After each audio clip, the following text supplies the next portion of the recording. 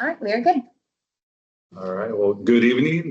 Today's Wednesday, November 19th. We're gonna get started here at 6:35 on our clocks here.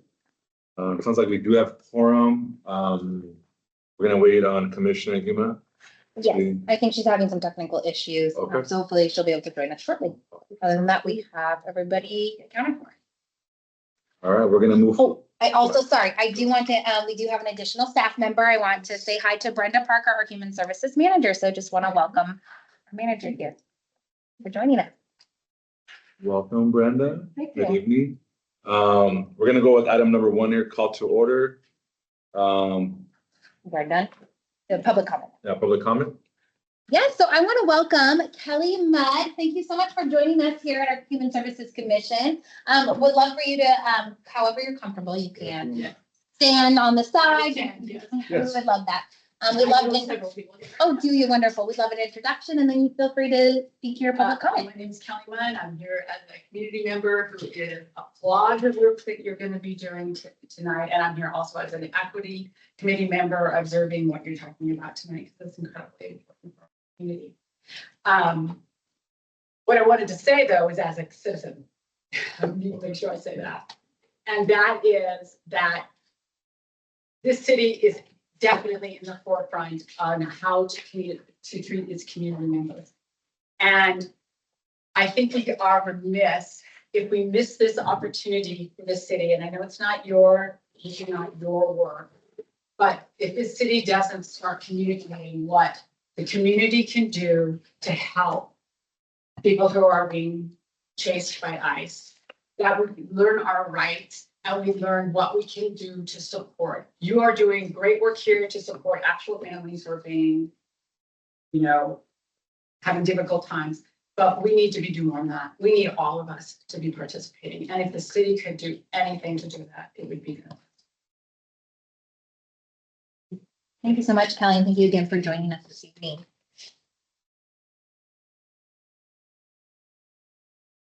Thank you.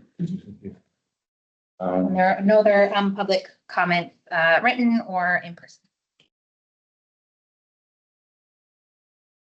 Thank you, Commissioner Huma, for joining us. Oh yeah, sorry I'm late. That's okay. We thought we were online for some reason. It's an otter that follows me everywhere. So if you send me an email with a Zoom invite, it will just automatically, I'm sorry. I don't know how to turn the AI off, but it follows me. We're trying to figure that out. Yeah, so sorry. You get a few messages. Yeah.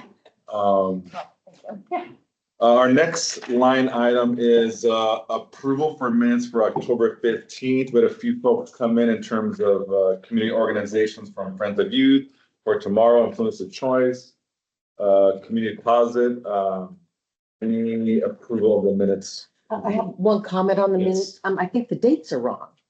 It says October 15th and then it says we approved October 15th. Didn't we approve September minutes? Yes, sure. Okay. So that's my only. Good catch. Okay. I move. I second. Oh, who? I'll give I it. second her second. Commissioner Manning? Okay. Okay, and Trish, you motioned. Thank you. Okay. And then we will approve the minutes with the election. Thank you. Okay, and agenda items, Human Services Emergency One-Time presentation from Anna. Yes, hello, commissioners. Thank you again for your flexibility. As you all may have recalled, this meeting was actually supposed to be a joint meeting with our equity board for a very different topic in regards to transportation. However, our transportation team, they did not have the results that they needed in preparation for that feedback. So we have future dates. We'll discuss more in details of when we'll be meeting with them, which is actually, though, very timely because we had kind of a last minute funding opportunity for human services come up that we really needed to discuss as a Human Service Commission. So that's what we are focusing primarily on tonight. So let me get this up. So we have Human Services Emergency One-Time Funding. Really tonight, the purpose is to come to you commissioners with our ultimate recommendation, where we would love your approval or if you have other recommendations or thoughts, we will move forward with that.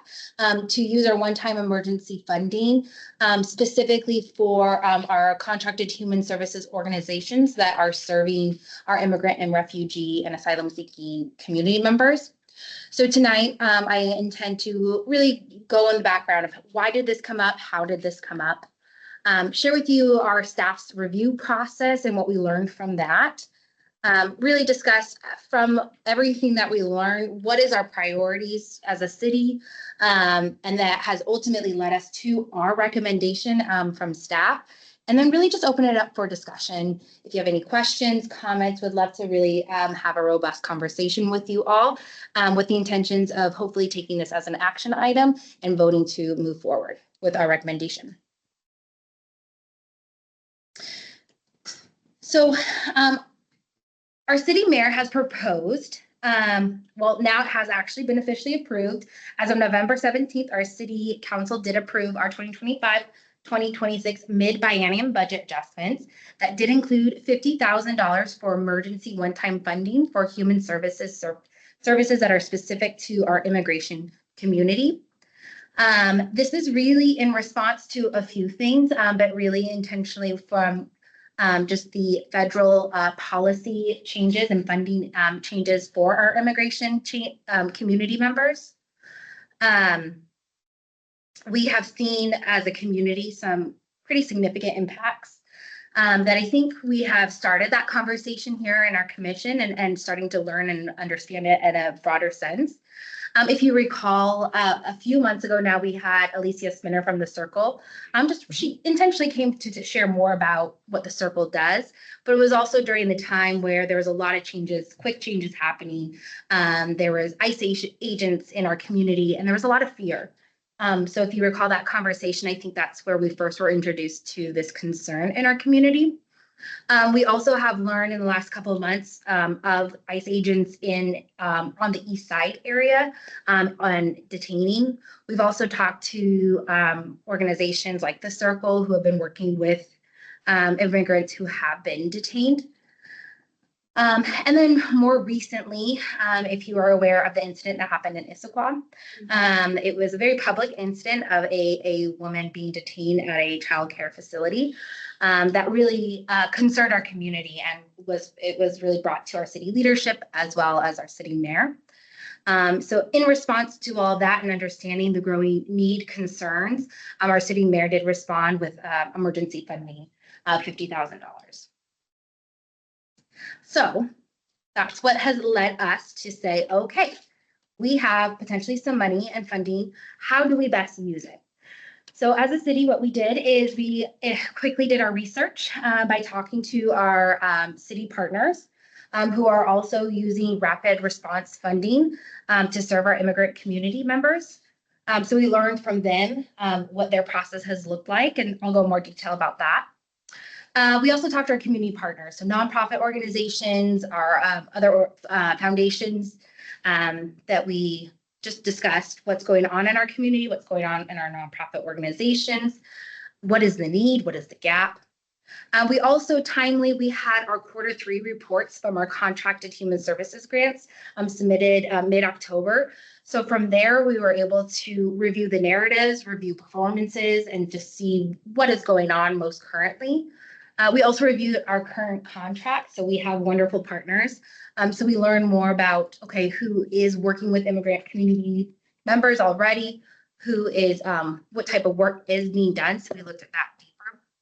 And then we also talked to our city attorney to understand legally how can we provide the best support. So I typically don't print out the staff memo, but you have it here in front of you because I think there is a lot of helpful information, a lot of detail to go into kind of the research that we did. But a few, I just want to go over quickly that just the high level highlights that, that really led us to our ultimate recommendation. So City of Kirkland was one of the first Eastside cities to request funding through rapid response funding to the city council. They had 167,000 to be able to allocate. And they quickly put out an RFP, and I think it was open for about a week. And in that week, they received 24 applications requesting 1.2 million. Quite a bit of money for only 167,000. You guys are very familiar with that type of funding request and not enough money to give out.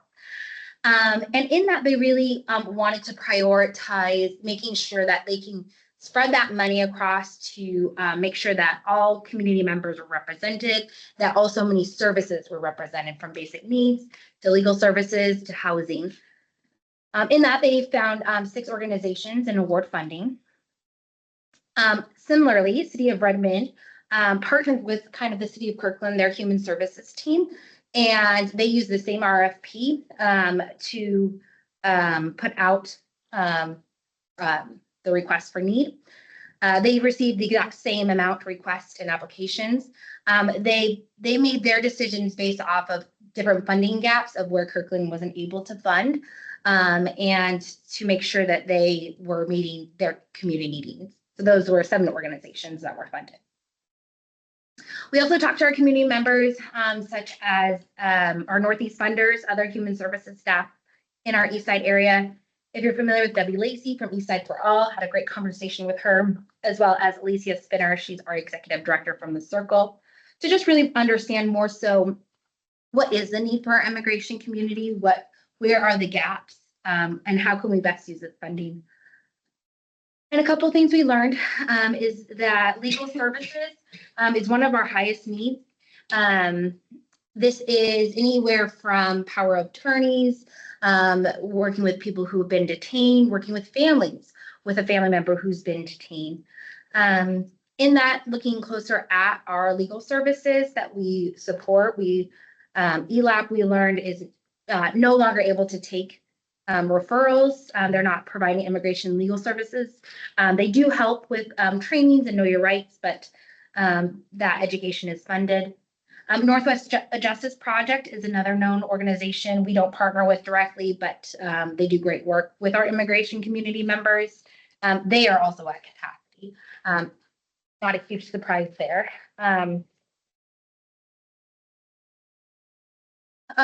We also did learn kind of the residual needs from being emergency financial assistance, basic needs, rental assistance. We have great services here at Issaquah, such as our food bank, Issaquah community services for rental assistance, as well as cultural navigation services. We also, again, I took a closer look at our contracts and looked at our organizations that are already working and embedded into our community. So we have the Circle, we have Indian American Community Services, ELAP is our legal services, and For Tomorrow. And so in the report, you'll see some more just details from their narratives that were taken or from conversations with their community members. The Circle really has been focusing a lot on their legal assistance, has been a major need. They were able to hire recently a community navigator with legal background, and she's able to provide its contracted work for complex situations, but she has experience with asylum cases and really can help support. One of the things they talked about that they found is that clients that come in typically have a lawyer, but the lawyers are usually from out of state. So when they come here, they don't know Washington law very well. So they're not very supported in that process. So having somebody who speaks their language, having somebody who can really navigate a very complex system has been significantly helpful. We also learned with the Circle that funding for that contracted legal aid is ending at the end of the year. ICS is doing wonderful work. They are very focused on our South Asian communities. They have been really providing helpful legal clinics. They are located at the Together Center in Redmond. They've been focused on H-1B visas. If you're familiar with that, that has been a concern in the last couple of months, how policy changes would impact those visas. And so those legal clinics have been very helpful for those communities. For Tomorrow, we support them through their organization. We support them through rental assistance. And they are really supporting kind of those basic needs, families who have been left behind, coordinating detention, kind of detention services, as that has been pretty complex. From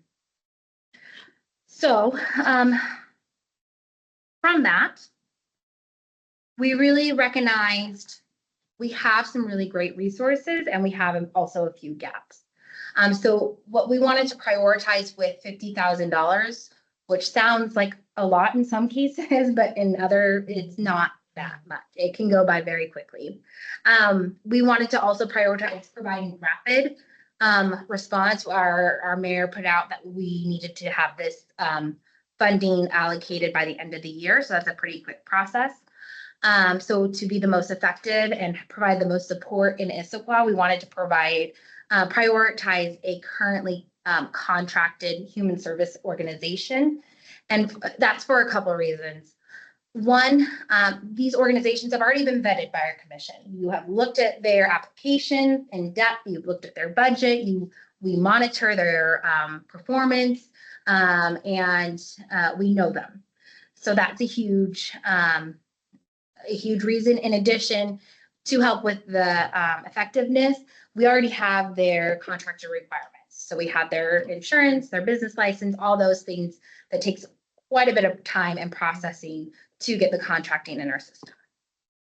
So that will help expedite that process.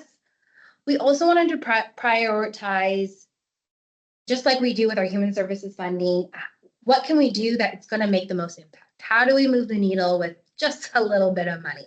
And so in that, we really just wanted to prioritize what we have heard and found to be the current most urgent need for immigration communities members, which is legal services and legal advocacy. We also wanted to make sure the organization that we wanted to fund had capacity. As we keep finding commonly with our nonprofits, the need and request for help is going up while funding and staffing is going down. So that was important. And we also really wanted to have an organization that's already doing the work that we can just kind of elevate and support with this extra funding. We didn't want to invent the wheel again. So in that, I present to you our recommendation. We would like as a city to allocate just the full one-time emergency grant to a single already contracted human services organization. We really would like to focus it on the need that we have heard and seen, which is legal advocacy and assistance. And we'd really like to partner with an organization that we have vetted, work closely with, and we know is doing incredible work and who has capacity. So we'd like to consider awarding the Circle with $50,000 for these services. So what that would look like moving forward with next steps, we already have the first one completed. Our city council, as of November 17th, has approved or made a biennium budget with the additional emergency funding. The next step is really here tonight to discuss, commissioners, what are your thoughts? What are your concerns? Is this what you see as the best use of this funding? If approved, the next step in the process would be amending the Circle's contract. It's a very simple process. We would add a new scope of work, the award amounts, and we would monitor it as a part of the human services grant. And the services would begin as of the 1st of next year. So commissioners, your time. Commissioner Fish, I'm just curious if you have some sense of the Circle and this money, like, are they adding staffing? Are they going to just be able to add hours for existing staff? Great question. So they already have specifically a community navigator with legal aid assistant background. She's contracted right now at about 10 hours a week. Because of her experience, she is pretty expensive. And as you can imagine, if we went straight to a lawyer, the $50,000 would go much faster. Those type of services are very expensive. This funding would basically allow this specific staff to continue the work for 2026. If they didn't have this funding, then they wouldn't have access to the staff anymore or funding for the staff member. So it is already existing staff and already existing programming. Can I ask, for the circle, we can see here that they've worked in court on more than 700 asylum cases. Do we have any numbers for the others? How many people have been served? The other organizations? So it was actually, so this, Is it- that is am I missing specific. it? No, I don't think there's any other numbers. Okay. I would have to look at their contracts. We Yeah. actually don't contract specifically with those services, but I have access to review their invoicing. So I can receive like their narrative, so I could double check. I wouldn't have, unless they're tracking, which I don't think they are, Issaquah numbers, because they're Okay. not funded Okay, by yeah, Issaquah in that program. This individual, the 700 really is from that individual, who has kind of that background Sure. to kind of show like that she has the experience. But it's a great question. I would have to either ask specifically the organization for those numbers or see if I can find them. I wouldn't know if they would have Issaquah specifics. I like the fact you did the homework and that, we already vetted most of these that you Mhm. looked at, right? Mhm. And so we don't have to start from scratch Yeah. and as far as rapid response, that it'll come up to speed a lot faster than if you started from somebody that was just coming into the program. Yeah, Yeah, I think that's a great, and the circle would have been one of the first things that I came up to my mind. yeah, yeah. Well, thank you for that input. And yes, again, this is not typical. I don't, if commissioners who've been here for many years, we don't, we've probably historically in my time in the last 5 years, once had one-time emergency human services funding for rental assistance. If you were a few of you were part of that, where we partnered with we did this very similar process where we partner with our rental assistance programs, Issaquah Community Services and St. Vincent de Paul, and provided them extra rental assistance funding as an emergency one-time funding. So we went very similarly to this process, but to me, it speaks to our leadership's concern for this topic and this matter and these community members, and really wanting to show we care as a city and we want to make an impact where we can. So how did the discussion go with the staff as far as splitting that up or just giving it to one? Was it? Mhm. Yeah, it was, that was a great conversation with our city attorney, actually, with Brenda and with our director, where we discussed, okay, what would it look like if we did divvy it up? Would it be 10,000? Would it be 25,000? Would that make an impact? And if we're doing legal services, we know we know legal services are expensive comparatively to like a case management or food services. And so we just, we definitely considered that. And we try to think, okay, if we could split it up, it would mean more kind of contracting logistic process, which is fine, but it would also mean potentially less impact with less funding for each. And we also did a comparison with the other cities and kind of what their grants amount. Mhm. And their largest grant was $50,000 for organizations. And then if anybody was under 50,000, they matched what they were requesting. So if they requested 10, they received $10,000. But again, those services from those other cities vary. Some of them were just basic needs, some of them were financial aid assistance. But we thought, okay, if we went with rental assistance, I mean, we know $50,000 can help not many households, right? So that's kind of that conversation, or how that Hannah? kind of went. Well, basically just the same conversation we had when we were doing the budget. Yeah, Came up with the same idea. yeah, More impact would be yeah, based on one spot instead of giving 5,000 here or there, right? yeah, yeah, exactly. Sorry, Maury, I had a question real quick, if that's okay. If I have the question, are you going to have the feedback loop problem? No, you're good. It sounds great. Okay. I really, really, really believe in what the circle does. Things that the circle does, I go to them. I participate. I try to help. I've actually, my partner Lori has got Alicia out to our church to speak to people, to try to widen the input that we get for that group. And we totally, both of us totally believe in Alicia and what she's doing. My concern with this is we have someone, we're going to give $50,000 for a one-time thing for someone who is now doing 10 hours. And that's probably not going to go, I mean, it's not going to double their hours, I'm sure, but for the year. But is that, first of all, is that person someone that is, and I'm sure they are, knowing Alicia and how she operates, is that person someone who is going to use that money well? I understand that there's the Northwest Lutheran Lawyer Group that they'll be coordinating through, and there's some other things I'm sure that you don't need a lawyer to do. You have maybe a legal aid or whoever it is that is with Alicia there can do a lot of the stuff. But I guess my question is, A, is that person the good person for this?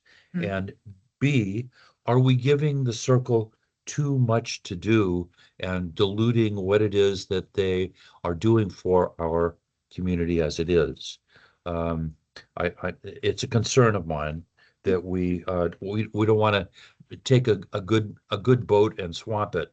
I mean, I know the need's there, and this is probably a great deal, but those are just two things that came to mind looking over your memo that you sent out. Have you discussed this with Alicia? Yes. And is she comfortable that she has the capacity? Yes, because again, that was part of our priority, wanting to make sure that they had staffing for it, had capacity for it. And yes, it has been confirmed they have the staffing for it, and the funding would prolong the staff that they currently have for 2026. Yeah. So she's confident in this person then? Yes. And that was part of our questions too, like what are her credentials, what's her background? So got some more details from that. Alicia. Well, that goes a long way to allaying my concern.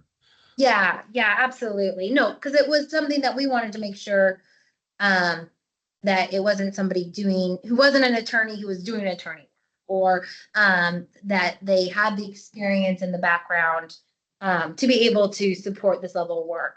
Alicia really used this community navigator for the very complex, because previously before this hire, it was Alicia, and she will admit she is no expert in legal matters. She supported documents the best she could, but that's why she partnered with this staff member to be able to do the work that really she doesn't have capacity or the know-how to do at the level.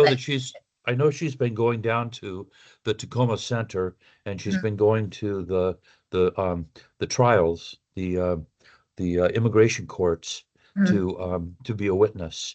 And I know that, she's got a lot on her plate already. So it'd be great if there was other people to do that, Yes, and that has been confirmed. Yeah. It was a great thought, so Maury. Thank you for bringing those concerns.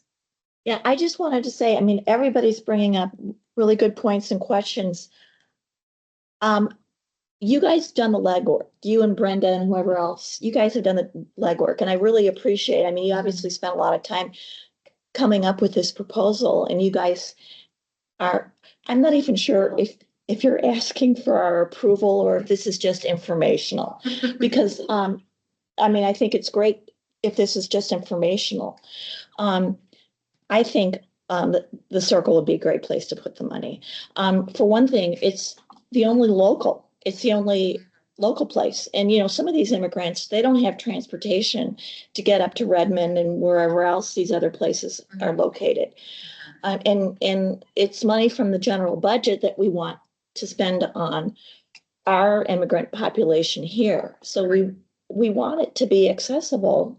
Yeah. So I think giving 50 grand to the circle is perfect. Yeah. And thank you for doing all the legwork. Yeah. And thank you for your point. And yeah, we wanted to come prepared because we know this is it's a sensitive topic and it's a topic we all care about deeply.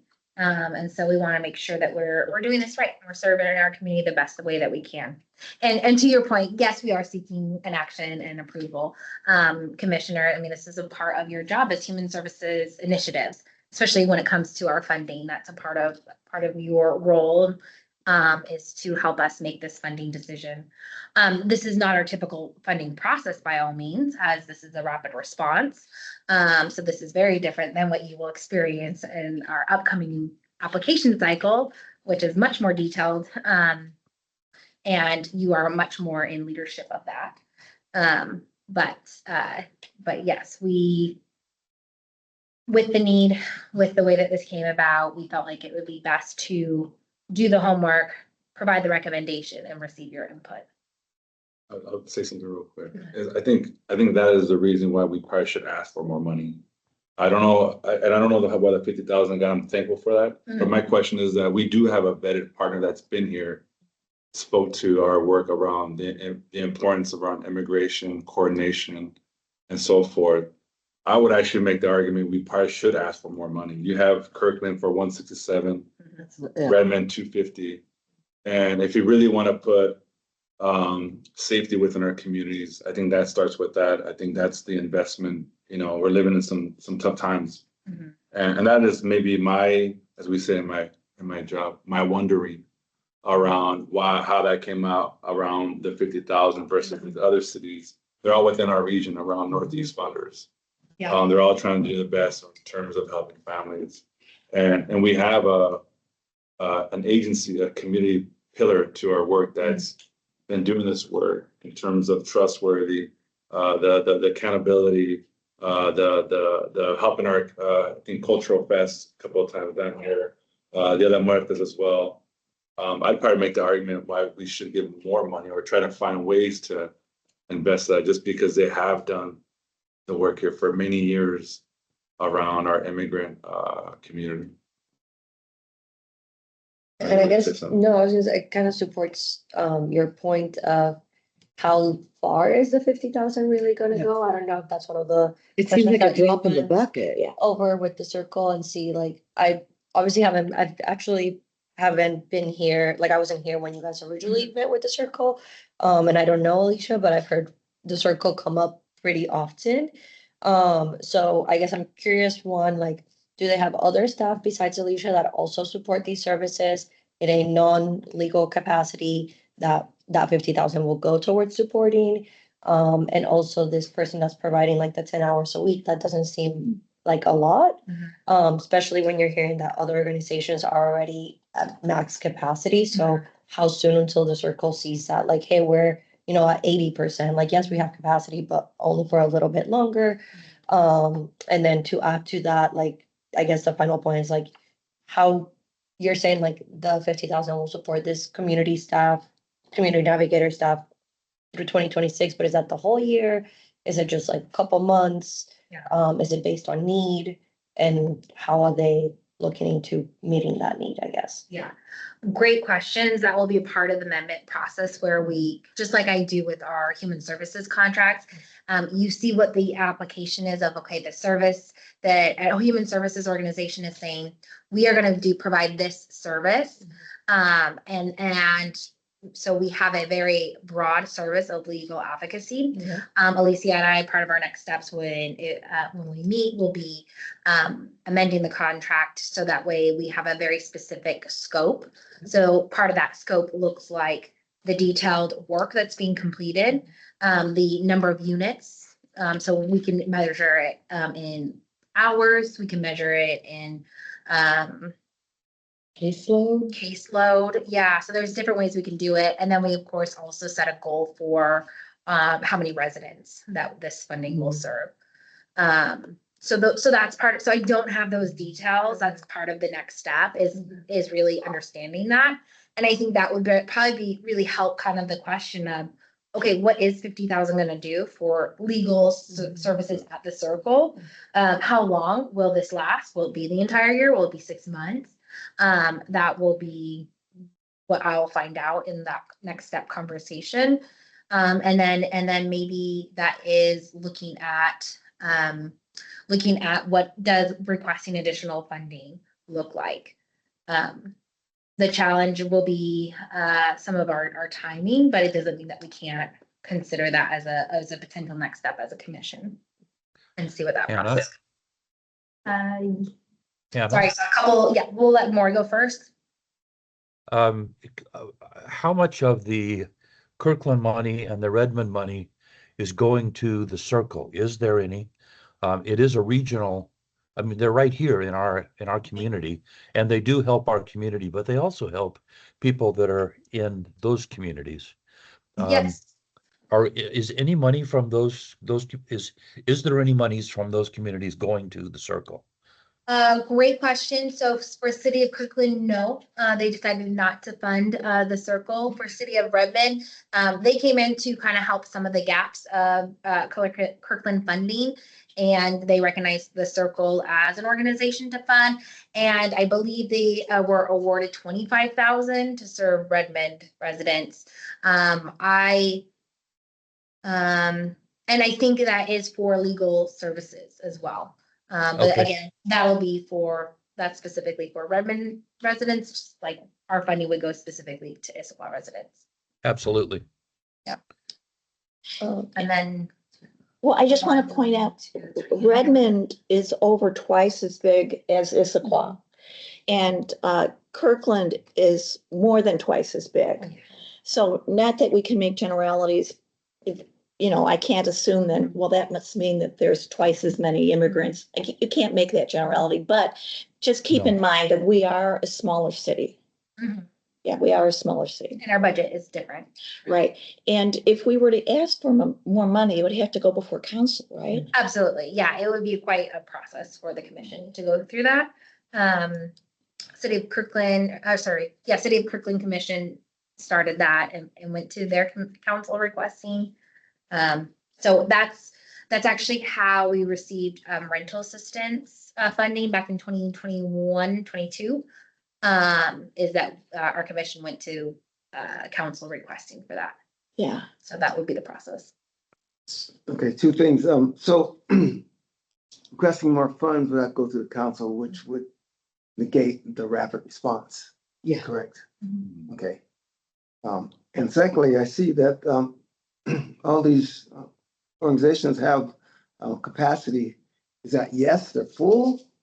Or yes, they have No chart. capability of more? Yes, they have capacity. They have. Not the use of- they So have the capacity circle- for more.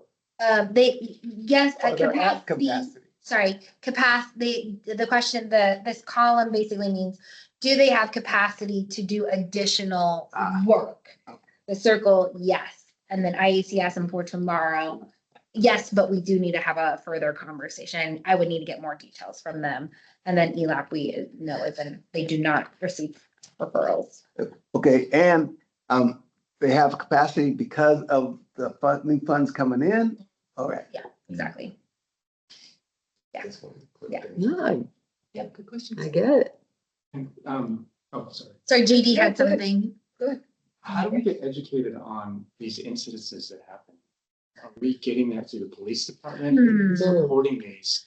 So we know specifically when, where, how these occurrences are happening? Is there some? Well, people talk, right? People talk. There's not a very streamlined, dedicated, professional way that it's being communicated. A lot of it is found out in the news. We share it in our Northeast funders, like other municipalities. We share information. We have a lot of nonprofit connects. So Alicia from the circles are also been very good about sharing stories or kind of specific households who have been impacted. We receive information from our quarterly reports. So it's a little bit of everything, but nothing's streamlined. But these are kind of part of our job is to like understand and know what's going on the ground level, kind of pull in all the pieces so we can provide a narrative to our city leadership and say, hey, this is what's going on. We've heard X amount of incidences. And this is why it's a concern and why it should be a concern to our city. If you sign up for Councilmember Sarah Perry's website or Facebook, or I don't know, are you familiar with Sarah? Yeah. Yeah, and she lives here. But she reports out on her social media. That's good to know. Okay. Interesting. Katie, sorry, you were next. Oh, I actually don't know this, but does the city of Sammamish have any funding that they could, like, we could also partner, since I feel like we're way closer than like Redmond, and like residents of Sammamish will probably gonna be like Sammamishes as well. Yeah. Yeah. No, it's a great thought, and we have talked as Northeast funders, including Kirkland, Redmond, Bellevue, Sammamish. We have discussed potentially like funding for human services needs, like such as immigration or basic needs. City of Sammamish actually has way less funding than Issaquah. Their human service, they are the smallest city with the least amount of human services grants funding, and they don't even have a full-time human services staff, which many other cities have at least 4. So, yeah. So, certainly something to consider with, we can talk, but, I don't think there's funding or interest from current conversations, Okay. but worth asking. Okay. Yeah, it's a good thought. And then another question, just to take it back to the circle, do we know if they are supporting any specific group in terms of, like, for example, for tomorrow, they kind of talked about like once detention occurs, is the circle providing services and like support across all range, or is it only like prior to any separation or detention, or is it more like just know your rights? I guess? It has been a spectrum. Okay. From what I have seen and talked to and seen in their reports, it's a little more, it's much more detailed than just know your rights education. They are working very closely, like in household with families. They're working with the family members who have been left behind, and meeting with them weekly, providing funding and financial aid for those individuals, or helping out with groceries. But in their other services, they have done like power of attorney in preparation if anything was to happen. They have done working with people who are seeking asylum and helping them through that process. And then they are, of course, helping the people who've been detained, because when you're in the detention center, you still have to pay for your food and those needs. So they're helping them there, and then helping with the family members who are also left. And honestly, just people who are scared. They get a lot of phone calls. People don't leave their homes anymore. They don't want to walk their children to school. So they are supporting, families, also kind of socially as well in that kind of capacity.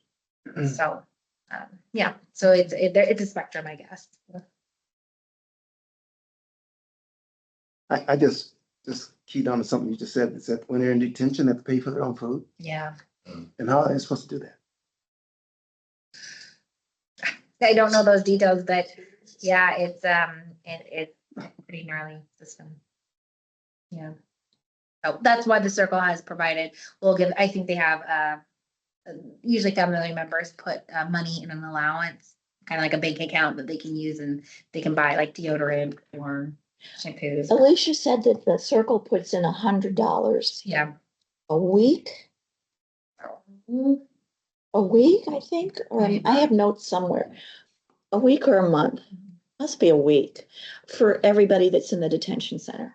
That's, in our area. You don't have numbers on that right now? I don't. I'm trying to think. I don't. I think I don't know.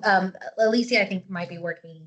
Last I heard, I think there was 4 or 5 individuals in the detention center, but that's just off memory. I don't know current.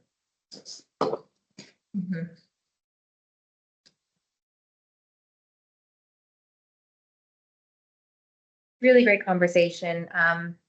I have one more thing, Hannah. Please, Maureen. Oh, sorry, I didn't see your hand. Please.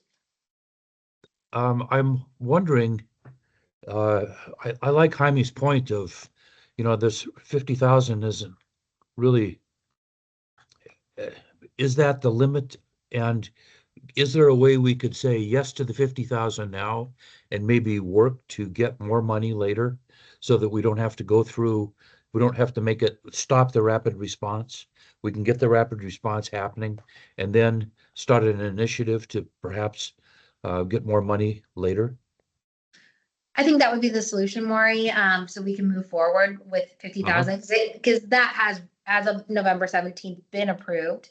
Any other funding would be amendments to that approval that will take time getting on the council calendar and conversations to happen. It could require multiple council meetings to be able to do that, and a lot of preparation on our end to be able to provide that argument. I think the best way to go about it, if we want to move forward with something like that, would be to to accept the $50,000 and to monitor it closely to see what the impact is, work with the circle to see how far does 50,000 go, and really what is the need and how much. I think we're gonna have kind of a magnifying glass on this for a while, because this is extra funding going to human services. So I think in that we're going to learn a lot more information that will help build a stronger case for more funding. I think what would be the most natural way of asking for additional funding is in the 2027-2028 budget, because that is our next application cycle. So you will be learning more about this in the coming months, but for our human services grants, the dollar amount is based off of a formula that looks at CPI. So basically our population index, it looks at inflation, and it basically from there kind of increases our funding amount for each year. So we have currently 667 some odd dollars annually for 2025-2026. That is an increase from $612,000 from the previous cycle. So we can anticipate an increase. But one thing that we can also consider doing is talking to our city leadership and city council for additional human services funding in that. So I think that would be the most realistic timing to ask for additional human services funding, whether that's for a specific or for more human services. And so that's something that we can continue to discuss as a commission to figure out what that need is, and what our dollar amounts that we're looking for the next cycle. But we can decide that. Thank you, Kelly. Take care. With that in mind, Hannah, I would like to move that we approve the $50,000 going to the circle in a rapid response fund. Second. All right, thank you for your vote. So we have Maury, who is motioning movement. Trish, thank you so much for seconding, and then we need all in favor. Say aye, raise your hand. Okay, no opposition. Okay, wonderful. Well, thank you all. I know this is a tough conversation. It's funding. Funding's always hard. There's never enough money, and the need is always there and pressing. And so I'm thankful for you all for very intentional conversation. My next steps will be to contact Alicia from the circle to let her know that we are going to take actions to amend the contract so it reflects this funding and the dollar amount. And then I will provide updates for you all of what that scope specifically looks like, and how services are looking, and what additional conversations come from there. It is interesting. We did allocate what, 47 something for her originally? 42, I think. Oh, we had 42,000 for cultural navigation services. Yeah. Mm-hmm. So in this day and time, I think it's well spent. So she's getting 92 then next year. Yes, for 2026, correct. Yeah, which is the largest that I've ever seen an organization from the City of Issaquah Human Services. So that's the need's big. The need is big, exactly. Well, thank you all. That was a very good conversation. my last comment here is Of course. that, we have our human services strategic plan, and I'm looking at it right now. And one of them is cultural specific services. And I think that's the focus of today is how do we continue, not just write plans out, but actually implement and make the biggest impact that we can. So I just wanted to make that on record. Yeah. So Thank you for bringing up our strategic plan. It really does guide a lot of our funding decisions. I will say at this point that feels outdated. Our cultural specific services are still there, but I think it needs to be interpreted a bit differently with the times that we're seeing today versus in 2021 when that was created. Still important, but expect more important in a lot of ways. I had two additional comments. So I feel like just in talking with different people in the community, one thing that I keep hearing is like, well, what is actually happening? And I don't know if maybe like one, if there would be a way to put some sort of like numbers on like the specific services needs. So whether it's like people that have documents but have like lapse like visas, or people that are trying to get their like that are just undocumented. Is it like separation? Is it families? Is it individuals? Are like in what step kind of like of the legal process are they? Just to like as a city to say like, hey, we are supporting these services and this way. in this way, and here's the broad range of people that are in need. It's not just like, I feel like sometimes, especially with the news, people usually just say like, oh, it's undocumented people, they're just here trying to take our jobs. And it's like, no, like it's way more complex than that.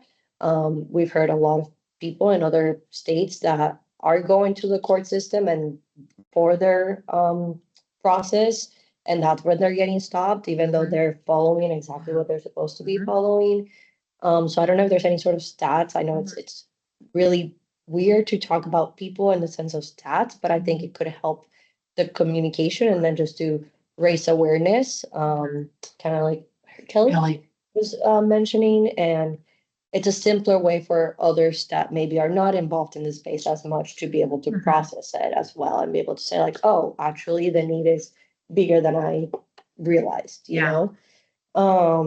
So that's one thing. And then the second thing is really more of a resource for people that are in this situation. So I know that there was the email that went out from the city of Issaquah of like, here's a link with a list of resources. And then as I was reading through this, I saw like there's some days that are providing like, who was it? Like there's like different days that they're offering weekly, virtual or in-person 3-hour cultural help desks. So I don't know if there's like a one pager. I feel like it might be a lot more helpful for people in the situations to see like, right, if you send them a link and they're already in crisis and there's 10 other links inside that web page, they're not going to know where to start, right? Or they may call someone, they might say, sorry, we're at capacity. So maybe creating one sort of one pager that says like, hey, what is this organization? IACS will hold weekly 3-hour sessions at this location on this day from this hour to this hour. And then this other organization supports, I think For Tomorrow was doing something similar. And so it's like what day, what time, what's the location? And it's all the different organizations that are doing some sort of work in this area. And then that can just be like, for additional details, maybe scan this QR code, but at least in a one pager that just has this organization these days, these hours here. This organization these days, these hours here, as something that can be more just impactful for when people are looking for where to go. And then in addition to that, I saw on the resources page in Issaquah, ELAB was there. And I think it said something about like being able to provide legal services. But then I know that we mentioned here that they're at capacity and they don't have that. So it's kind of like one of those that's hard to keep on there. Like, do you keep it? Do you not? But just something that I flagged because I'm like, imagine you're Yeah. going through all these different services and No, then it's they're true. like, nope, we're at capacity. And it's like, okay, Yeah, one more that yeah, kind of feels like shutting you down. yeah. So, Really good points. I love your, because I do think that's a common question of like, well, like, what is actually going on? Like, Yeah. what is the actual concern? And I think that will help guide maybe the scope creating with the circle. So they can help us kind of gather the data. That's really hard to gather, but they could provide some broad numbers for that. And that would, I think, help with kind of additional funding requests or just again, that narrative that to help. yeah, show their impact. Mhm. Like it's Yeah. hard, but to put numbers together, especially when you're talking about people, but I Mhm. think it goes a long way towards showing the Mhm. impact and maybe even getting the access to additional funding. Yeah, yeah, absolutely. And then I love your idea for as a one pager.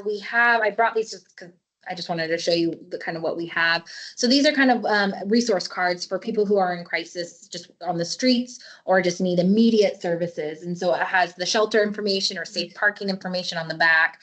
It has kind of 24/7 kind of phone numbers for people in crisis or clinics in the area. And then basic needs with that QR code for additional services. So when you were saying that, I'm like, oh, we have that for people in crisis. It would be great to create something similar concepts, kind of for like know your rights on one side of the page, resources on the back saying kind of the base that we know are Issaquah specific services vetted, and we know they have capacity with the QR code. I love that idea. I piggyback off of Jay's, about the stats. I think also if you add in how many children are being helped. Yeah. That's always. That's a powerful statement. And also, I realize that, sometimes information is purposely, vague. Yeah. So that Yeah. Protect people. the ICE doesn't, Mhm. get a hold of it, Mhm. right? So Mhm. I think you have to be real careful of. That's where- true. Absolutely. And I agree to that, but I think to the extent of I probably spent over 20 minutes just at work today trying to find like something concrete. And that was a little bit challenging. Oh, I to believe me. it. And I was just sitting at my desk, had nothing to do. And I was like, okay, let me kind of click through the links and see what I can find. And then it was interesting to me. Like, I feel like I got more concrete information, obviously, from a staff report that, to your point, it's more detailed and Mhm. it's a safe area to share information. Mhm. But I don't know if there's anything like that created Mhm. for people that actually need it. Yeah, no, I think that's a really good point and something that we can improve as a Yeah, city as yeah. well. And I mean, obviously, maybe it's not shared publicly, but maybe it's something that the circle has and then can share it with other families that, or even within like schools. Mhm. Yeah. But I think that's really that would be helpful. that is our job, is kind of creating pulling together these detailed narratives and stories and being able to put it as a high level statement, impactful statement for our city leadership. And basically in that statement saying, this is why you should care and this is the problem. Yeah. And so that's what we get to work and do with staff. So, Preston's still on? Preston. Yes. Yeah, I'm still on. Has he heard anything? That's a great about question. From the, teams or anything that's happening in? Yeah. Anything from your peers or from your community, Preston, on this topic? Oh yeah, when I know that at least there was a lot of social media presence during with information about the ICE incident with that childcare center. There was a lot of social media presence, especially on like Instagram, where people were reposting and posting about it and voicing their opinions. So I've been listening for this, and I do think, obviously I support it. I'm not actually, I think I'm not allowed to vote, but yeah, in favor. But I think it's really important to advocate for this and to continue to support not only local profits that are helping this community, but helping in such a time of like a panic and need, not only for the people affected, but for just like general concern in the community overall, because this is a really important topic, not only in Issaquah, but essentially nationwide at this point. Absolutely. Very well said, Preston. Thank you.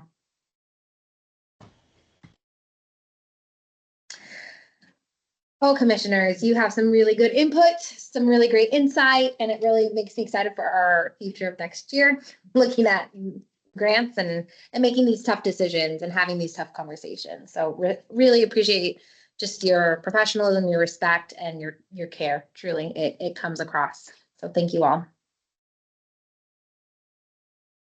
All right, we're on to reports then.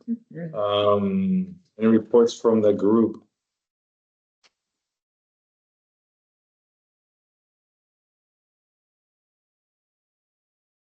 Well, I went to, the Halloween. Diaz de lo, what? Yeah, and I thought it From was the circle? great. Yeah, I thought it was really well attended. yeah. Did anybody else go? Yeah, I went. It was great. Yeah, and it was really well attended. Yeah.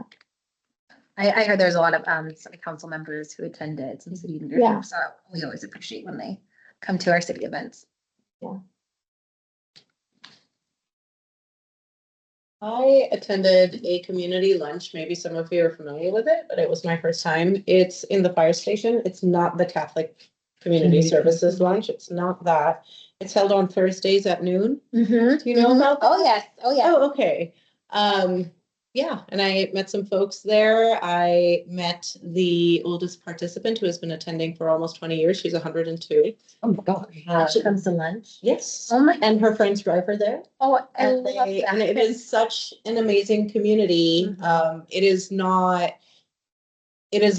just a community for like the have-nots. It is truly building community across. And I'm sorry, this was at where was it? It's in the community, what is that place called? Issaquah Community Hall. The community hall in the fire station. Okay. Building. So the same place that they It's the do. same place, but it is All the only time. Thursdays at 12, and I think they might have a weekend day that they told me They do about. weekend meals. So we fund Issaquah Meals Program for Right. Catholic Community Services. They're Monday through Friday, 365 days meals Yes. program. But there is a different, they're not even a nonprofit. They're not. They're just, This is a group of Just people amazing. who 20 years ago decided we need to feed the hungry in our community, and they have done it ever since. It's potluck style. And they really wanted the commissioners who don't know about it to know about it. So thank you for so sharing they that. don't have a name. It's Every Thursday? every Thursday at noon. Anybody is welcome. And when I was there, I saw folks that presumably are of all income levels. Obviously, I did not ask them.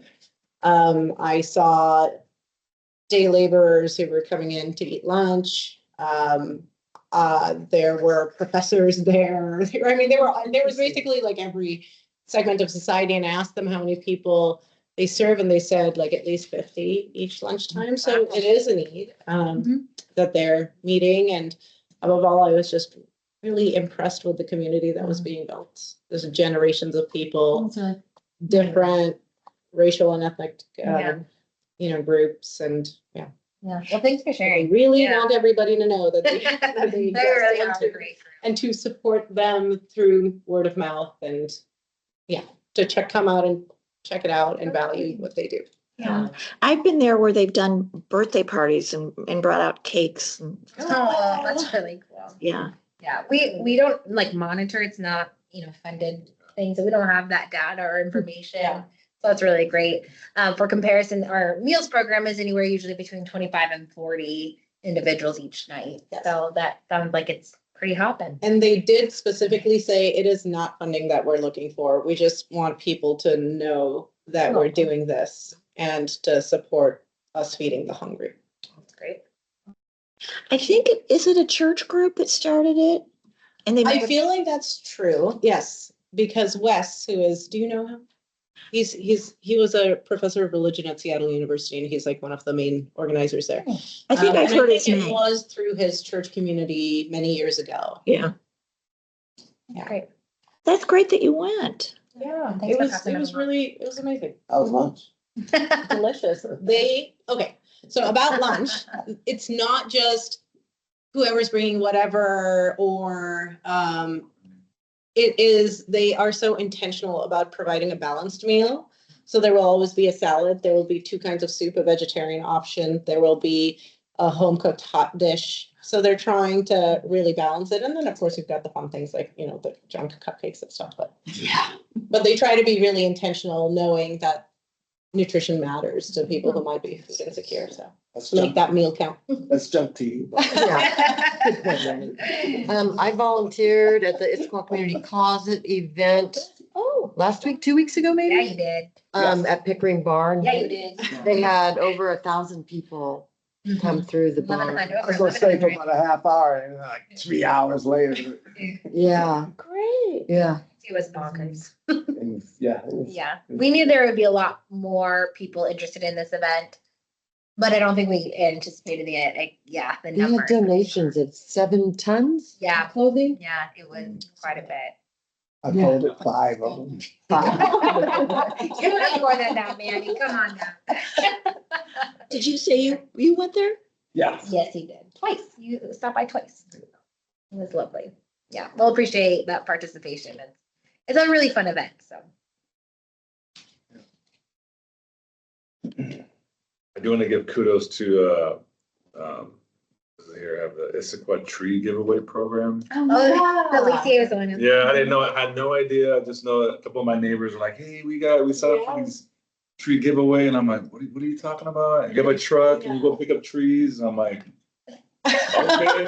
It's like at the Pickering Barn. I'm like, all right. And here I am loading the truck and, man, they were all very great. Yeah, I think a few park rangers and. It's only yeah, one park ranger one, okay. officially, Yeah. Alex. Yeah, there you go. I got to meet him. Yeah, we love No, Alex. definitely, huge props to that program. Yeah, no, it's great. Like the whole green Issaquah is Mhm. amazing.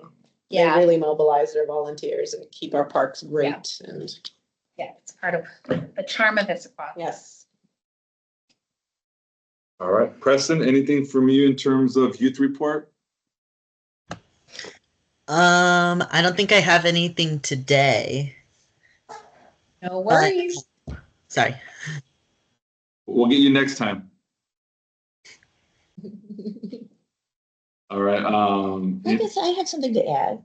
yes. Okay, and it actually originated with Lissier.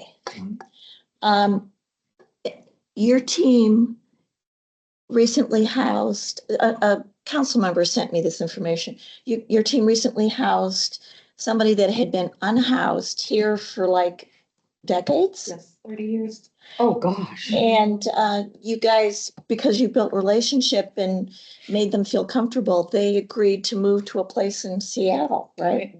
Yeah. So, I mean, you can share more about that.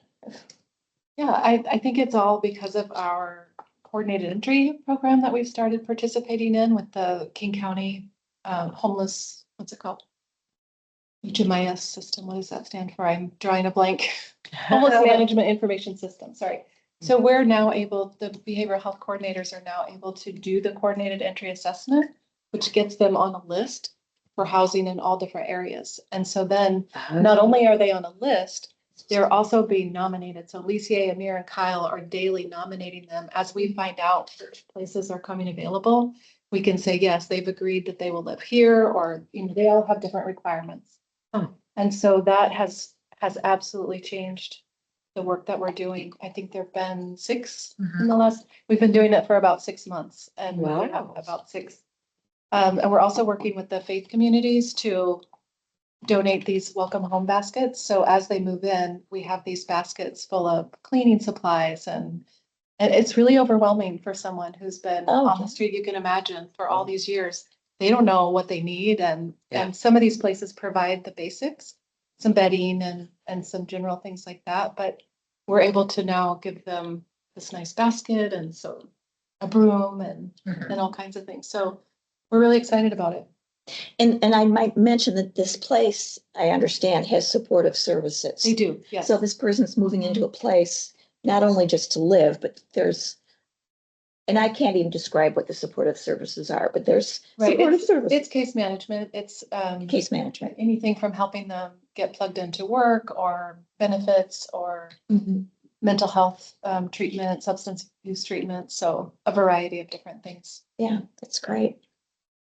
We have 2 more who have been approved, who we're waiting right now for their spot to come open. They can't, one of the buildings in the Queen Anne area, they weren't able to move everyone in at once, so they're staggering. So this gentleman that you're talking about was number 12 to go in there, and we have 2 more who are any day. Yes. Do you find that any of the homeless that you're working with just refuse to leave Issaquah? Yeah, absolutely. And even some of the people, even this gentleman for the past 2 years that I've known him has said, no way, I'm not leaving. And I think that the data will be really interesting over these next months or year to see how many people that are actually placed in those housing units, how many stay. The retention, right? Because it's a big loss of their support. Oh, And, yeah. I'm a part of the Issaquah Gospel Network, and today we had a great conversation about that very thing. As some people are saying, don't take the housing because now all of a sudden you're isolated and people are overdosing and they don't have those supports that they used to have out on the street. So we're working with other people to try to help support that. So not just moving someone in, but staying connected. And a lot of them will take the bus back to Issaquah just to hang out and check in and Okay. let us know how they're doing. So yeah, thanks for bringing that up. It's been really exciting for us. Oh, yeah. When I saw the email, it's really exciting. Yeah. All right, anything else from the staff? No. I have a self-report. What's that? I got that report. Are we ready for Okay, that one? yeah. All right, so staff reports sometimes are short, easy, sometimes they're long. Today they're a little bit long. I wanted to use this as an opportunity to share a few human services initiatives that are happening in our city. So you have them also printed out in front of you for reference.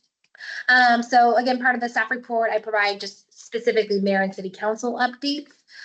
So wanted to kind of go through that real quick. So we've already discussed November 17th. Mid-biennium budget was approved with that additional funding for human services. I also want to share, you may recall our mayor has been reported on this maybe once, been meeting with our local Issaquah nonprofit organizations, really the start of this year, with a lot of unknowns happening with federal funding cuts. As policies have continued to change, there's been concern about with immigration and with ICE policy changes, as well as most recently with SNAP benefits. Freezing and how will that impact our community.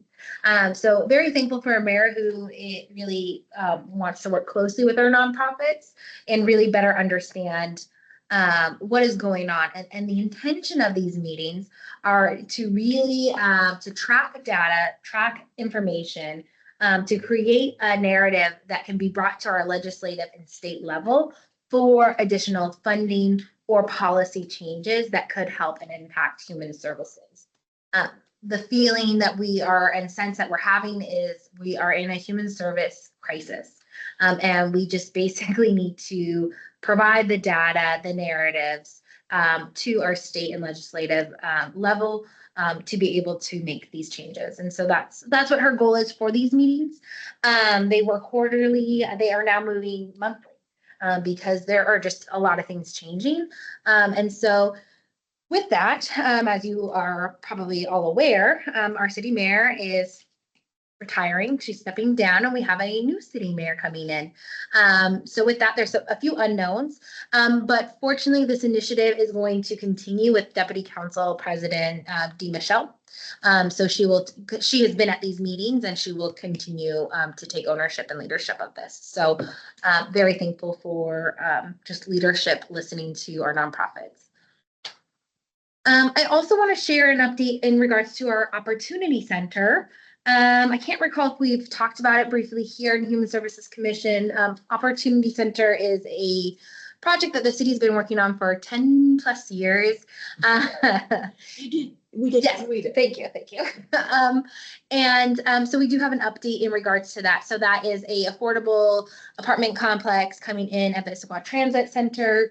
And the city has 10,000 square feet to use for operation of behavioral health, medical, and dental for affordable services, people who accept Medicaid or at a sliding scale.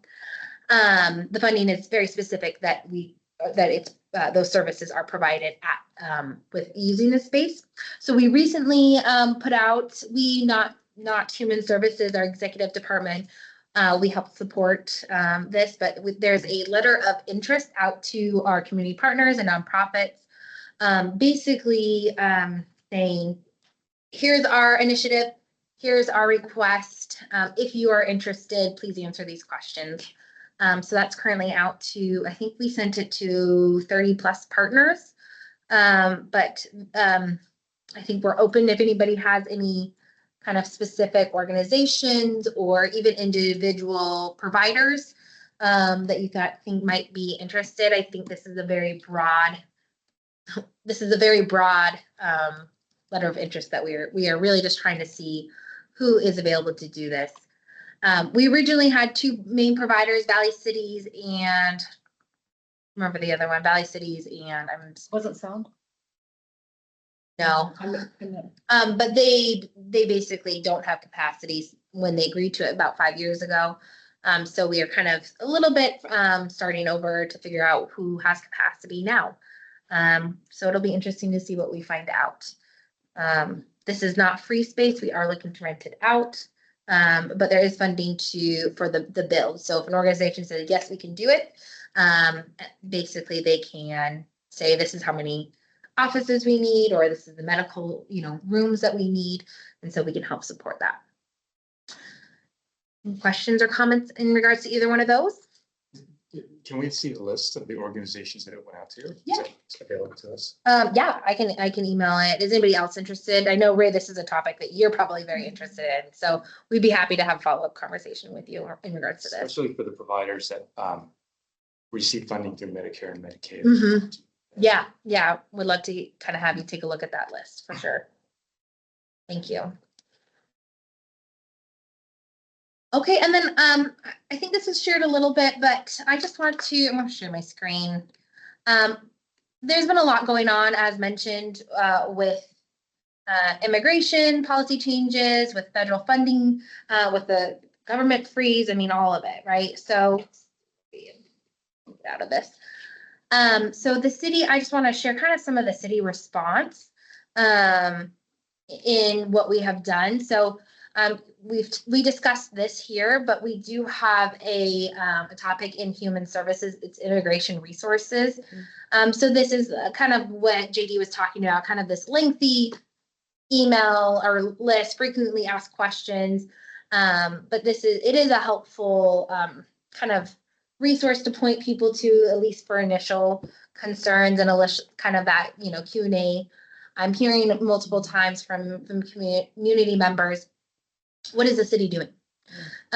So currently our action items are, we're providing emergency funding right now, and we have communicated our resources that are available.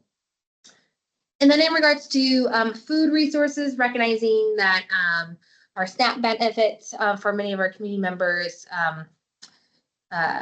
froze, and there was a lot of unknowns in that. We anticipated a lot of people in need. And so we really partnered with the Issaquah Food and Clothing Bank to make sure they had kind of the support that they needed. They did report that they had quite a bit of an increase in volunteers and donations, which has helped. But we've also here posted some just emergency food support, additional food banks, knowing that people will have to probably shop at additional places, hot meal options and those things. So that is a helpful tool to have. And then the other thing that My understanding is SNAP cards are being filled for November, right? For the state of Washington. Yeah. Now, is December up in the air or? From what I understand, yes. Okay.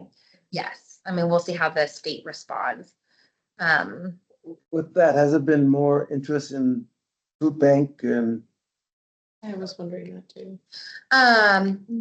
Do you mean, is there More turnover or flow through, I guess. Are they serving more Are they people? serving more people because SNAP benefits have been cut? That's what we have heard kind of from the food bank and from our other nonprofits is specifically needs, and the type of need has increased, not just for food bank, for many of our other nonprofits. Did you want to add anything else? I met with Stephanie at the food bank recently, kind of right after the SNAP thing started. And they were in really good shape then, but she was expecting in a couple of weeks after a couple weeks, they would have more data on that. So Mhm. I'll circle back with her and see how the month ended for them. But in general, even before the SNAP, they were up year to date, I think over 1,000 more people than the year before, so. Yeah. Total or weekly? And I think, 1,000 total I think of new people out. And just in that week that I had met with her, since the SNAP announced the cut, or since the government announced the cut, it was, I think, 30 new families that week. And then, and that was about 2 weeks ago, so it's time for me to follow back up with her, but. yeah. Like Hannah said, they were in good shape then with so many volunteers coming forward and donations, but. Yeah. slowly Yeah. And with that, we actually, I think I was surprised by this, pleasantly surprised. We received a lot of response from our community members asking, well, wait a minute, how do we help? Like, I don't mean this, but I want to make sure I help the people who do. And so we decided to respond with kind of a Help Your Neighbors Thrive campaign of partner with our organizations. So here are some local organizations. Here's what they do. Here's how you can help to volunteer or to donate or different things like that. I mean, community members actually called the city. Called the city, emailed us saying, how do we help? and the food bank too. And the food bank, yeah. But And the then city, the calls were then routed to you guys, probably. yeah, emails directly to our email. Yeah. So, Yeah. Which again, I think that's a testament to how much our community cares. Yeah. You know, we are a community that in some ways affluent, in other ways very much in need. And so to see people step up and want to help their neighbors is a beautiful thing. So I just appreciate that about this city.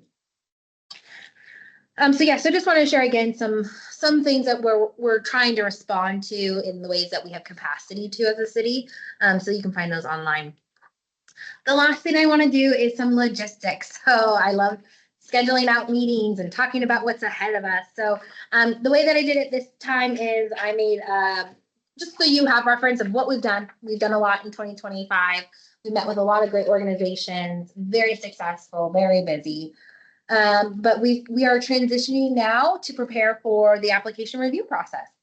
And in that, we also have a few other special meetings. So I just need some feedback of how you would like to move forward with some scheduling and some rescheduling. So I'm going to go through kind of each month of kind of what to expect for kind of the basically next 9 months or so. And then we can kind of discuss what makes the most sense for everybody. So we have decided we're going to take a break in December, yay, for all holidays, and enjoy some good, hopefully, family time and some rest and peace. And then the joint meeting with our equity board for transportation presentation is now rescheduled to be on equity board's schedule, so it'll be on January 7th. Does that start at 6:30? That's actually a great question. I think they start at 6. Oh.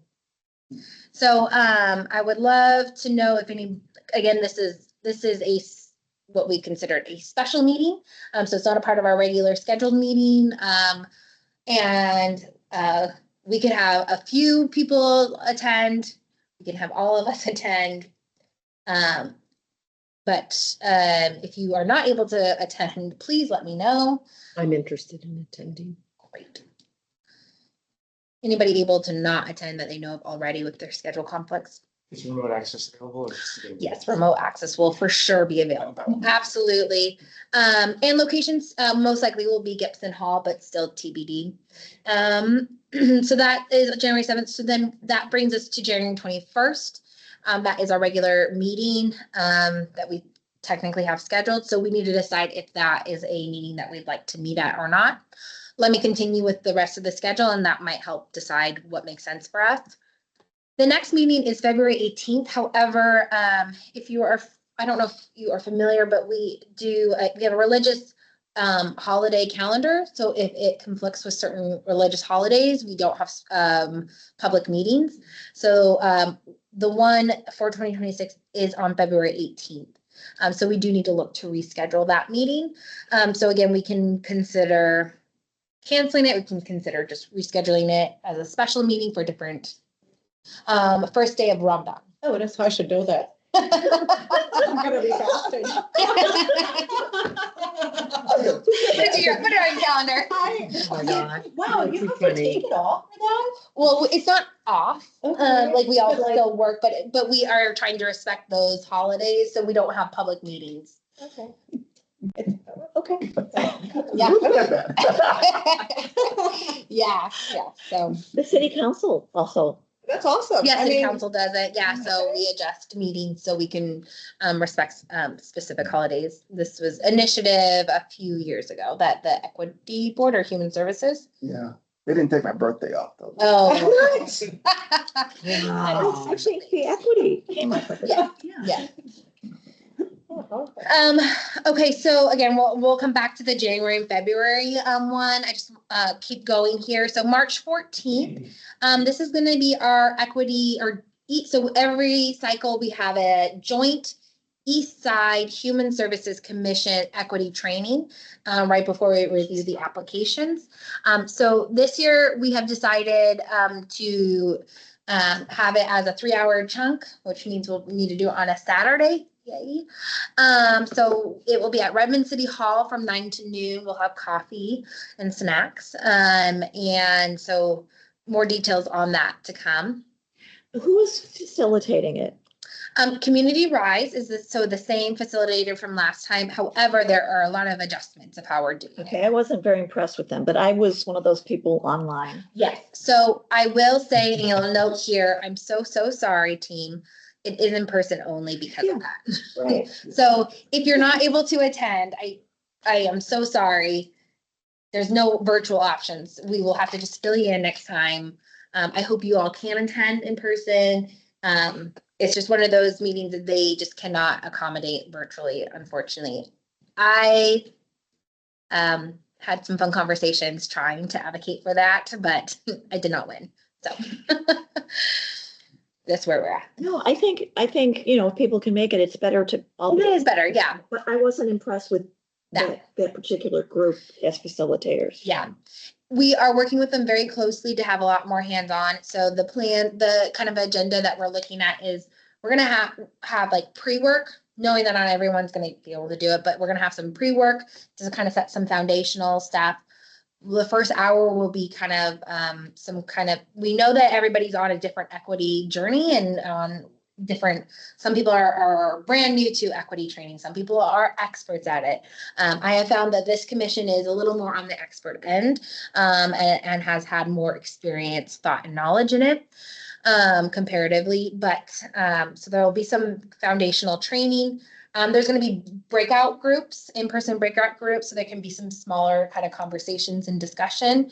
And then there's also going to be like a follow-up. So one of the things that this group provided feedback for that we're making sure we have for this equity training is that we are going to basically say, okay, Redmond, Kirkland, Sammamish commissioners, it was great chatting with you, hearing your perspective. We learned this, we took this, but now we're going to bring it back home and we're going to talk about it. And we're going to really dive deeper into it as it's here on this commission.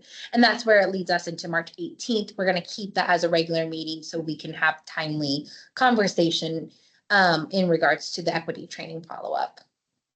So, and then we'll discuss if we like it or not for next time. So hopefully there's an improvement, because I agree, there was some opportunities missed and opportunities for a better trading. So we hope this will facilitate that. So yeah, so March 18th will be our equity training follow-up and then potentially grant preparation.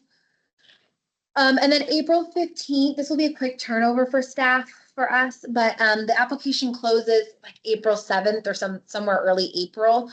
So my hope is by April 15th that we'll have basically the general numbers. We'll tell you how many organizations applied, how much funding was requested.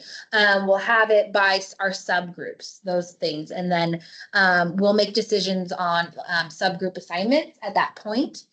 And then, so then from there, you'll also be trained on like how to access everything, kind of the logistics of the application. So then from there, April to May, our next meeting, you'll have time basically to just dabble into it. Look at one, maybe two applications and come prepared to ask questions on the 20th meeting, where we'll just kind of say, okay, how's this process going? What kind of questions do you have? what's the review process, making sure our toolkit's up to speed, all that. June, we will not have a meeting because you're going to be meeting in subcommittees. So we'll have smaller groups that aren't quorum. So no regular meeting, but you are meeting at least twice a month to have those kind of unrecorded conversations about those applications and to make those decisions. And then July, we'll have our report out, and then come August or September, we'll basically have our recommendation by then. So the one thing that we have not had, or what we need to talk about, is making sure that we have between now and April, I guess May, we have enough time to feel like everybody here is trained in the application review process. So what that's going to look like is a training of kind of the background information, the application, how to access the application, how to review it. And then the big one is the toolkit. So we use a specific toolkit that I think has worked really well for this group.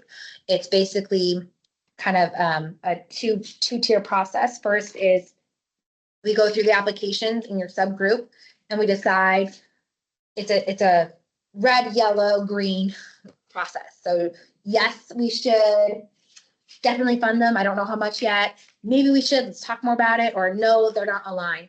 We have a toolkit that really helps guide us those decisions. So what's in a green category is labeled as this, a yellow, and then a red category is this. That's what we're going to go into details for, so everyone feels prepared in looking at the applications. And then add the equity training, we hopefully be well equipped to start looking at applications come April. Now, we might have another commissioner. So that is the other thing that kind of is a little complex with this, is that come May 20th there'll be a new, we have a vacant position that we're looking to fill. And if anybody steps down, we might have other positions to fill. So what that will require is one-on-one training with those individuals to kind of get them up to speed. So it'll be doable, but yes, we probably have 1 to 2 additional people. So going back though to the kind of, so now my hope is that laying out like what's ahead of our schedule and what we need to accomplish. Let's rewind to January and February. We basically need to make sure we have time to talk about our toolkit and dissect it, change it, update it, and then making sure that we have enough as a commission, enough time for training in the application process. That can take 1 meeting, that could take 1 to 2 meetings. I suggest that we keep the meeting for January 21st. We have a lot of new people and maybe possibly go through a scenario or how things work. Yeah. And, because that toolkit does take a little bit of work to get. Yep, great. Are you proposing, Commissioner Monday, around maybe keeping the 21st and then counts on the 18th? Yeah. That's what I when I look at this, That goes into that equity board? yeah, and then we would have that, we would know whether or not we need the February meeting. I think what we could do is do like a very, I think we can be very intentional on the 21st, really go through kind of the kind of high level background so everyone feels like orientated about what is going on with grant application process. And then we can dive deeper into our toolkit because that does take a little bit of time. And I think that could be easily done on 1 meeting. And then come March 18th, we'll have a very, March 18th. So if we skip February 18th, instead of rescheduling it, we'll have kind of 2 in March. So that's kind of, we have 2 in January, we'll have 2 in March. And possibly skip February. With skipping February. We could also wait to make a decision and see, how do we feel in January? Do we feel a little bit overwhelmed? And we need to have we need to kind of slow down and really start looking at things again. We can certainly keep a February meeting so we can make that decision. I think with March 18th meeting, we're gonna have probably an hour plus conversation in regards to the equity training follow-up. And we could probably use about 30 minutes for kind of grant prep. We will also have April 15th, April 15th, we'll also have grant preparation, because we'll have a report out of, okay, overview of what it is. Now let's go and let's do it, another training on it, since that way it's fresh in your minds. I think the April, May is when the overwhelming comes. Yes. I agree, because you're meeting outside of the regular monthly meeting, trying to make sense out of stuff. I don't know if you need a break before that, but I think if you're comfortable with the tool blocks and that it will be, there's be one part of the process you don't have to worry about. Yeah, that's true. And, we are trying to give you commissioners like a month to kind of like test the waters a little bit, try it out, and so that will basically, it come June and July is really when you are going deep dive into the applications. It's fun. I was gonna say, for those of us who are new. Yeah. How do you define fun? Yeah. Like pulling That'll make sense. There you go. It'll make sense. I like getting into the nitty gritty stuff. I like read reports and stuff. Oh, yeah. Work, so It kind of rips your heart out because it's the students you gotta. This is true. Yeah. Okay, so commissioners, I'm hearing January 21st, yes. And then February 18th, we will cancel. And then March, we got a double meeting. And then April, we'll get right into it. Okay? Excellent. Okay. Maura, you good with that? I'm good with that. Lovely. Okay, thank you. All right, commissioners, appreciate your time on that. I did have a question about the information you had out for helping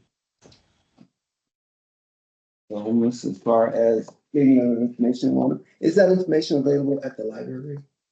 Oh, like these resource cards? The cards or how they can get help from different services? At the library? I believe so. We used to have the library hours. We haven't done that in a while. Yeah, we used to staff over there once a week. Let me check in with Carla and see what they have. Yeah, because They used to. I know they refer a lot of people to us, so I think they have the information over there still, but I'll double so check. they can look it up, hard copy. Right. Yeah. Thank you. Okay, and other business over here? Other announcements or business Yes. info? I know I brought this up a couple times before, but I really believe that our youth representative needs a vote. Okay. I don't know if we have to go through change the bylaws or what, but I think if we're going to get other youth engaged, that we have to be more than just present. Absolutely. Let me talk to our city clerks about Preston's role. We would love to have him to have a vote. He might, I may not just be aware of that. Some boards and commission have specifically like a position that is a youth representative. We actually as a commission don't have that. We just have had volunteers, youth representatives come in. So that would be a bylaw change if we wanted to look at that as a commission, which we certainly can. But let me ask and let me come and bring this back in 2026 when I see you again. And I guess I can ask Preston. Preston, do you want to vote? Sure. All right. Well, we're gonna give you a vote. Next one too, after Preston. Yeah, we got Preston's place, but he's been with us for 6 years. How long? No, I totally agree. I think that's a great point. So we would love to support that. Yeah. Thanks, Manny. Any other announcements from the group? I had a question. Okay, I had a lot of time on my hands today, so I was doing a lot of digging online.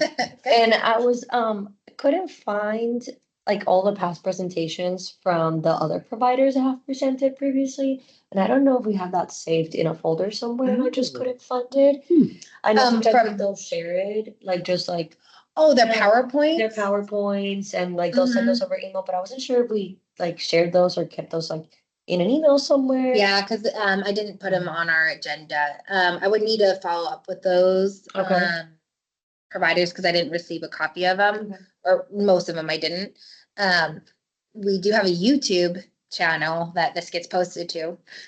So if you wanted to rewatch things on YouTube, Okay, the Issaquah YouTube, you can find commission and boards. okay. This is all public recorded and posted, so, Okay. yeah. So that's where you can at least find that like real Okay. quick, but if you want me to follow up, if there's anyone you're looking for specifically, or are you looking for all of them? Well, I was looking for more of the ones that I hadn't participated, so like everything before Mhm. May. But then I was like, oh, like I remember like a couple different presentations that were really good, and I was like, oh, like additional details and Yeah, just to, I don't know, kind of like refresh and yeah. like I've had like friends that will ask me sometimes like, how can we support? And I'm like, there's a really good organization for that. Let me look through all my notes, but I'm like, yeah, obviously if there was like something that we could like at least share, not everything, but like, oh, hey, this organization is doing this type of service. Here's how you can support or whatever. Yeah, So I don't know yeah. if we have it anyway. The website I shared, would be really great just for that specifically. But YouTube to kind of look at video. Look at videos, perfect. I think would be the quickest way right now. Awesome. Thank you.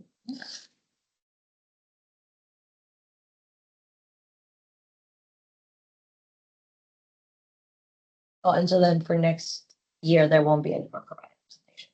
Right, yeah. Completely wrapped up. Okay, perfect. Yeah. I mean, they are welcome to come as a public, and make a public comment at this point. But since it's a application review year, we are sensitive to making sure it's kind of equally fair. Yeah.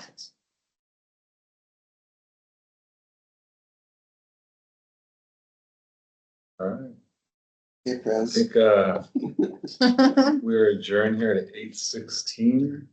And I have stopped recording. And